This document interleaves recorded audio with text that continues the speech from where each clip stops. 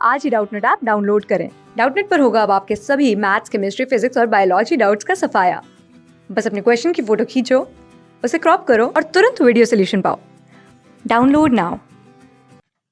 Hello दोस्तों, हमारा आज का क्वेश्चन है पिछड़े बालों की पिछड़े बालकों की पहचान हेतु निम्न में से उपयुक्त विधि कौन सी है।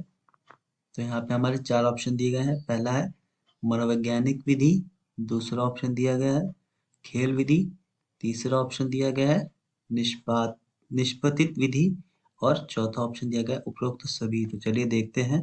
हमारा क्वेश्चन ये कहता है कि पिछड़े बालकों की पहचान किस तरीके से होनी चाहिए।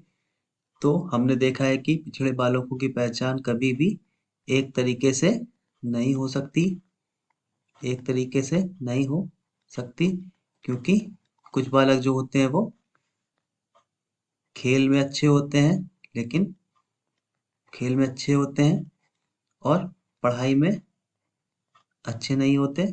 तो इसका मतलब ये नहीं कि वो पिछड़े हो गए। या फिर कुछ बालक जो होते हैं वो पढ़ाई में अच्छे होते हैं लेकिन खेल में अच्छे नहीं होते। तो इसका मतलब ये भी नहीं कि वो पिछड़े हैं।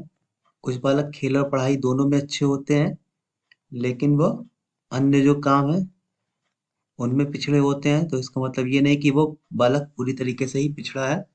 तो यहाँ पे एक से ज्यादा तरीकों से हम लोग पिछड़े बालकों की पहचान कर सकते हैं।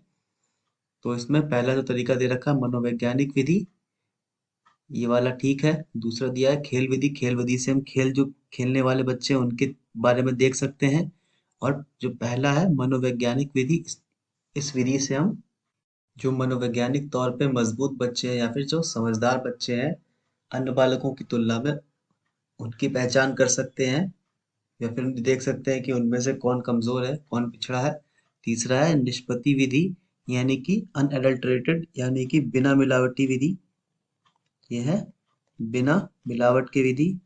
इसका मतलब ये होता है कि हर तरीके के जो है बच्चों को समझने के लिए हम लोग देखते हैं कि कैसे कैसे एग्जाम अलग अलग तरीके से कराए जाते हैं, कला के, खेल के या फिर पढ़ाई लिखाई के। और पढ़ाई की अगर बात होती है तो उसमें भी अलग अलग जो विषय होते हैं उस पे भी अलग अलग परीक्षा कराई जाती है। जैसे कि गणित की अलग होती है, विज्ञान की परीक्षा अलग होती है, हिंदी की परीक्षा अलग होती है, अंग्रेजी की परीक्षा अलग होती है। तो इसमें भी अलग अलग विधियां होती है। तो इसको निष्पत्ति विधि कहते हैं, यानी कि जिसमें सब अलग अलग ही विषय से परीक्षण होता है।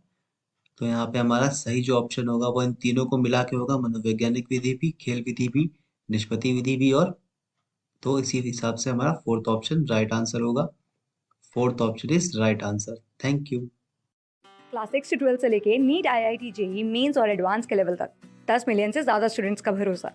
आज ही डाउनलोड करें डाउटनेट ऐप या व्हाट्सएप कीजिए अपने डाउट्स 8400 400 400 पर।